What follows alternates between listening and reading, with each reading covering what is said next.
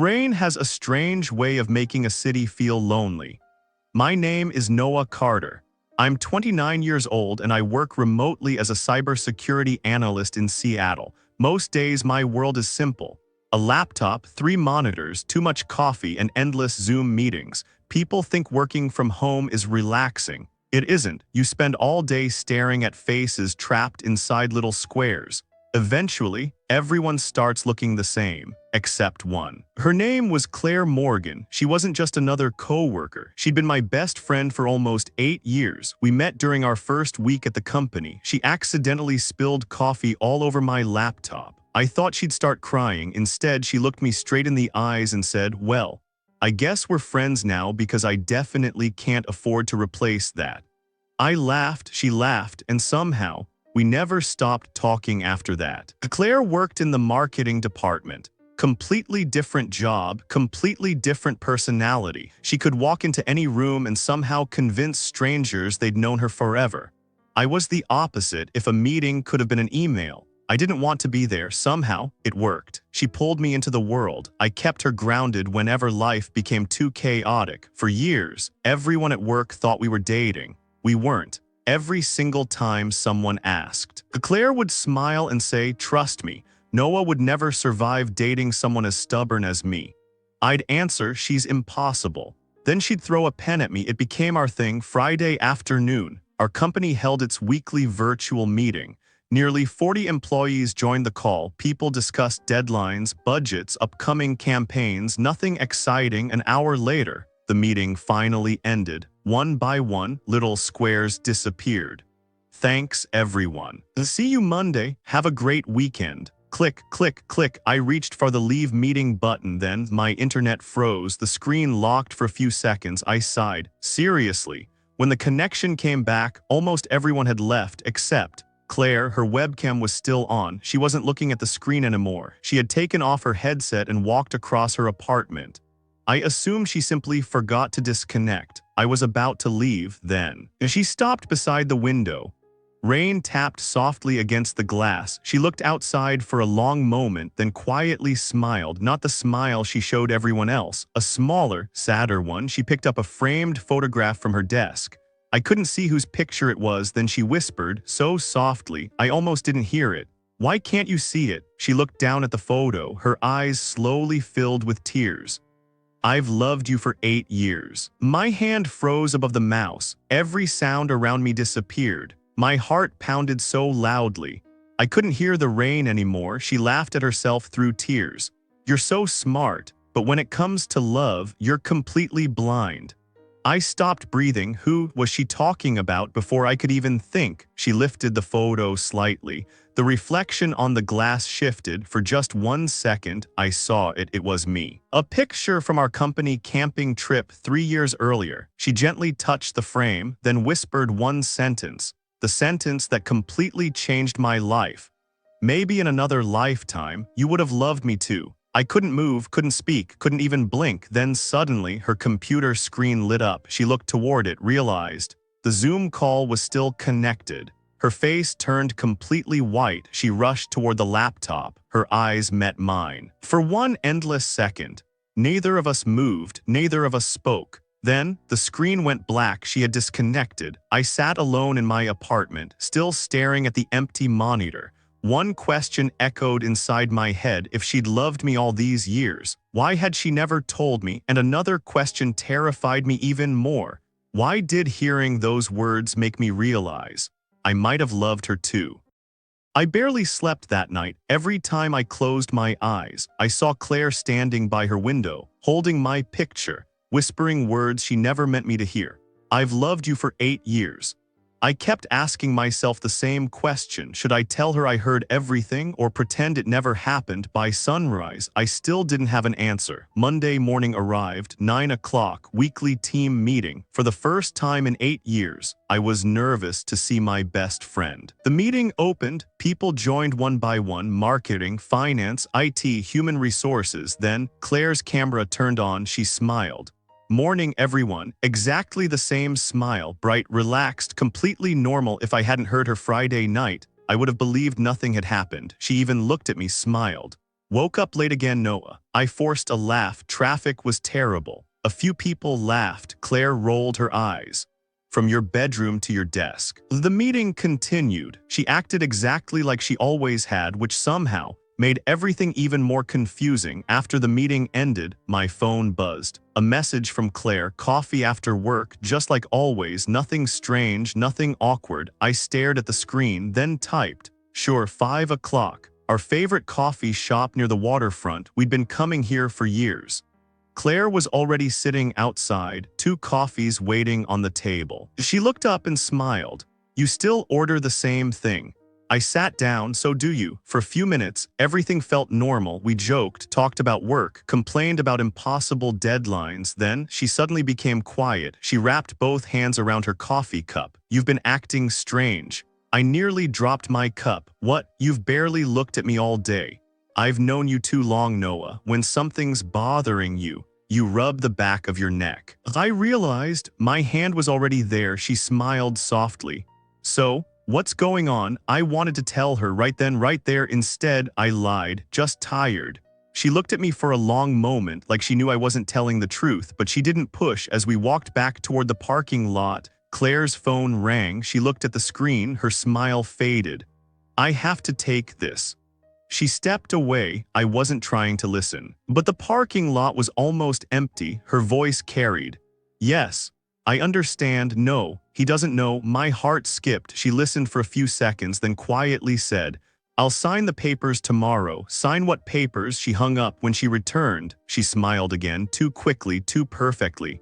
Everything okay? I asked. She nodded. Just work. Something about her eyes told me she was lying. The next morning, our company announced a surprise meeting. A new executive had joined the firm. His name was Adrian Cole, late 30s, expensive suit, perfect smile. The kind of man who instantly controlled every room he entered. He shook everyone's hand, including mine. Then he reached Claire. His smile changed, almost too familiar. Claire looked uncomfortable, very uncomfortable. Good to see you again, Adrian said. Claire forced a smile. You too. Again, I frowned. She'd never mentioned knowing him. Over the next week, something strange happened. Claire started working late, very late, sometimes until 10 at night. She stopped answering my text. She canceled our Friday dinner, then Saturday, then Sunday. Every excuse sounded rehearsed. I'm just busy. Big project. Maybe next week, but she looked exhausted, like she hadn't slept in days. Thursday evening, I stayed online late finishing a security audit. Around 9:30, I noticed Claire's status was still active. Curious. I sent her a message, still working, no reply. A few minutes later, our internal company video system accidentally showed who was still inside conference rooms. Conference room B, camera active. I clicked it. Claire was there, not alone. Adrian was sitting across from her. He slid a thick folder across the table, then calmly said, You don't really have a choice anymore. Claire looked down. Her hands were trembling. I've already done everything you asked. Adrian leaned back. Not everything. He pushed a pen toward her. Sign it. Claire didn't touch it. Instead, she quietly whispered something that made my blood run cold. If Noah ever finds out. Adrian smiled. Oh, he never will. I stared at the screen, completely frozen. Whatever was happening, it wasn't about work anymore, and somehow, Claire had gotten herself trapped in something far more dangerous than I could have imagined. I couldn't stop staring at the screen. Claire sat motionless. The folder lay in front of her. The pen hadn't moved. Adrian smiled like a man who already knew the outcome. Sign it, he repeated calmly. Claire shook her head. I can't. Adrian leaned forward. You can, you will. I've been protecting you for almost 3 years. Claire's voice trembled. I never asked you to. No, Adrian replied, but you certainly benefited from it. My heart pounded. What was he talking about? Claire looked toward the conference room door, almost like she wanted to run. Instead, she whispered, What happens if I refuse? Adrian didn't even blink. I send the file. Silence. Claire slowly closed her eyes. You wouldn't. He smiled. Try me. Before she could answer, the company system automatically disconnected inactive conference room cameras. The screen went black. I was left staring at my own reflection. That night, I couldn't sleep. Something wasn't adding up. Claire wasn't the kind of person who hid secrets. If Adrian had something over her, It had to be serious, very serious. The next morning, I called Sophie. She worked in human resources. She'd been with the company longer than either Claire or me. After a little small talk, I casually asked, "So, where did Adrian work before coming here?" There was a pause. I probably shouldn't say. It's important. Another pause, finally. "He wasn't hired." "What? He bought part of the company? That surprised me. He owns it. Almost 40%, so be careful. He isn't someone employees argue with." After work, I waited outside the office. Claire walked out carrying her laptop bag. She looked exhausted, dark circles under her eyes. She smiled when she saw me, but it wasn't real. "You've been waiting?" I nodded. "We need to talk." Her smile disappeared. "Ryan, I'm really tired. It'll only take 5 minutes." She looked around nervously, then sighed. "Okay." We walked toward a quiet park nearby. Neither of us spoke. Finally, I stopped. "I know about Adrian." She froze. "What do you mean?" "I saw you in the conference room." Color drained from her face. "You were watching?" "It wasn't intentional. The company camera." She looked away. "Oh my God." For a long moment, she said nothing, then quietly asked, "How much did you hear?" "Enough. I heard him threaten you.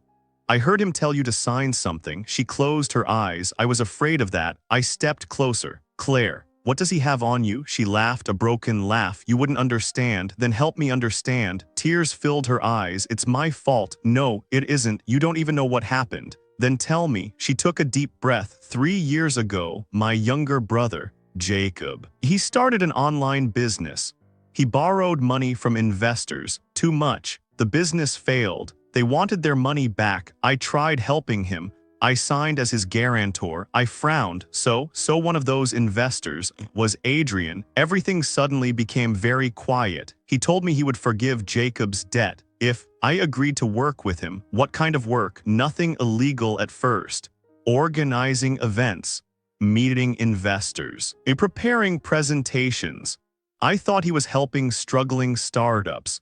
She wiped away a tear. I was wrong. When I realized what he was really doing, I tried to quit. He laughed and reminded me he still owned every document with my signature.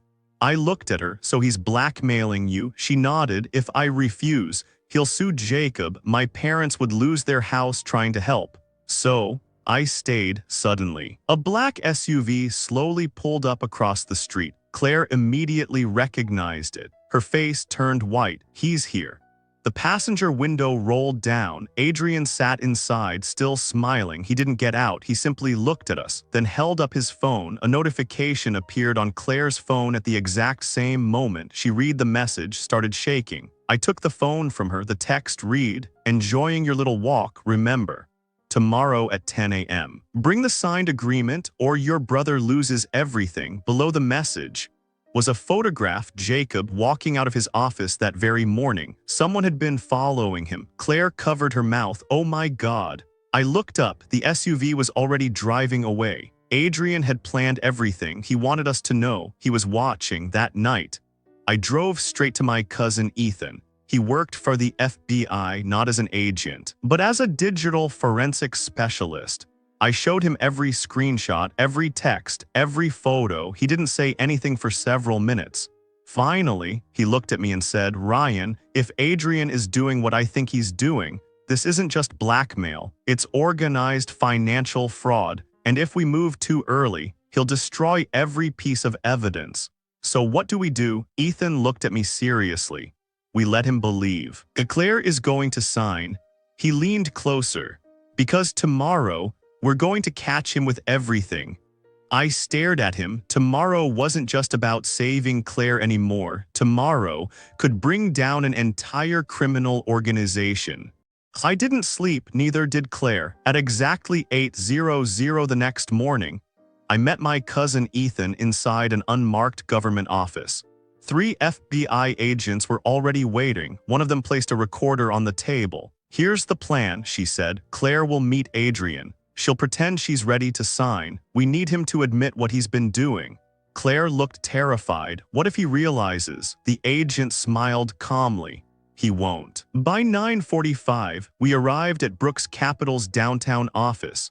A modern glass building, luxury furniture, expensive artwork, everything designed to impress people. Claire wore a small microphone hidden beneath her jacket. My job was to stay outside watching, waiting. It was the longest 15 minutes of my life.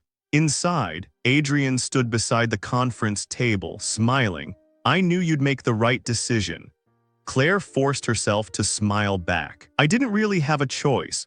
Exactly. He slid another folder toward her. Sign here. She picked up the pen, then quietly asked, if I do this, you'll leave my brother alone? Adrian laughed. Of course. I always keep my promises. Claire looked directly at him and all those other investors. His smile widened. They signed too. They trusted me. That's their problem. Claire kept talking, just like the FBI had instructed. So, I'm not the first. Adrian leaned back confidently, not even close.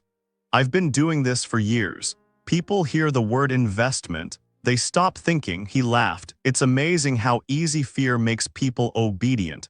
Outside, every FBI agent heard every word through their earpieces. Claire placed the pen down. There won't be any paperwork today. Adrian frowned. What? She stood up. There never was. His expression changed instantly before he could react. The conference room doors burst open. Federal Bureau of Investigation. Don't move. 4 agents rushed inside. Adrian spun toward the emergency exit, but another team was already waiting. Within seconds, he was on the floor. Handcuffs clicked shut around his wrists. The confident businessman was gone. For the first time, he looked scared. Over the next several hours, the FBI searched every office, computers, hard drives, hidden accounts, locked filing cabinets, everything. They discovered millions of dollars hidden through fake companies, more than 60 victims, 3 fake identities, 8 shell corporations. Claire wasn't a criminal. She had been another victim, just trapped longer than everyone else. 2 months later, the trial finally ended. Adrian received more than 20 years in federal prison. Jacob's debt was erased. Every forged agreement involving Claire was declared invalid.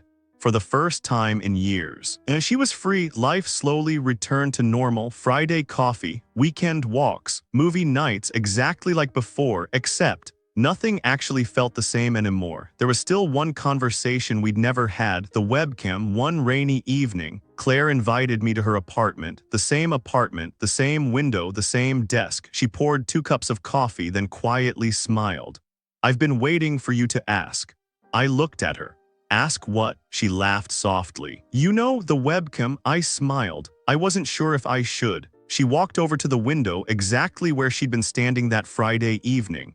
You weren't supposed to hear any of that. I know. She looked outside. Rain slid slowly down the glass. I thought the meeting had ended. I was talking to myself. You were talking to my picture. She smiled without turning around. I know. I kept that photo because it reminded me of the happiest day I'd ever had. I swallowed. Why didn't you ever tell me? Finally, she turned toward me. Her eyes were filled with tears. Because I was terrified. Terrified of what? Losing you. She took a slow breath. If you said no, I wouldn't just lose the man I loved. I'd lose my best friend, and I couldn't survive that. I slowly walked toward her. There was something else. I never told you. She looked up. What? The day I heard you. I didn't realize I loved you. She frowned slightly. I realized I'd loved you for years. I was just too afraid to admit it. Claire laughed through her tears. So, we've both been idiots. I smiled. For almost 8 years.